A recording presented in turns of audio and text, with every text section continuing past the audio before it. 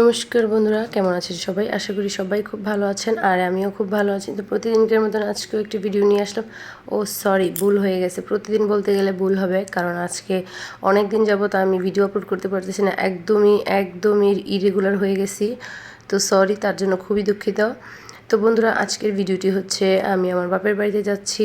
মানে অনেক দিন পর আমি আমার বাপের বাড়িতে যাচ্ছি। তো আমার বোন এসেছিলো নারায়ণগঞ্জ এক্সাম দিতে, তো সেখান থেকে আমাদেরকে নিয়ে যাচ্ছে একসাথে।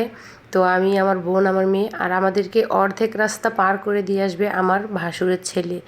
তো আমরা চারজন মিলে চলে যাচ্ছি। আমার ভাসুরের ছেলে আমাদের বাসায় যাবে না, তার কাজ আছে। তো সে আমাদেরকে গাড়িতে, মানে আমাদের বাসায় যাওয়ার একদম শেষ যে গাড়িতে উঠতে হবে সেই গাড়িতে উঠিয়ে সে দিয়ে চলে আসবে। তো যাই হোক, আমাদের একটু নদী পথ পাড়ি দিতে হয় মাঝখান দিয়ে, কারণ আমাদের এদিক দিয়ে একটা বড় ব্রিজ হওয়ার কথা ছিল, তবে হয়নি। এখন এই বন্দরটুকু পার হয়ে তারপর আমাদেরকে আবার গাড়িতে উঠতে হবে। তো এই নদী পথটায় আমার খুব ভয় লাগে। বাচ্চা কাচ্চা ব্যাগ ট্যাগ নিয়ে আমার খুবই মানে টেনশন লাগে যে কীভাবে পার হব। তো সেই রাস্তাটাই পার করে আমার ভাসুরের ছেলে দিয়ে আসবে। তো আমরা কিন্তু ওই একদম নদীর মাঝামাঝি চলে আসছি। তো নদীটা আসলে বেশি না, একদম অল্পই কাছাকাছি, প্রায় 5 থেকে 7 মিনিটের মধ্যে পৌঁছে যাওয়া যায়, কিন্তু তারপরও ভয়টা খুব কাজ করে ভিতরে। তো যাই হোক, এই দিক দিয়ে অনেক অনেক বড় বড় জাহাজ যায়। তো সেই সব কিছু দেখলে আরও বেশি খারাপ লাগে। তো যাই হোক, আমাদের এই রাস্তাটা পাড়ি দিয়েই তারপর আমাদের শেষ গন্তব্যে যাওয়ার আগের একটা গাড়িতে উঠে তারপরে যেতে হয়। তো নদীপথটা পাড়ি দিতে প্রত্যেকটা বাড়ি আমার ভিতরে একটু ভয় লাগে।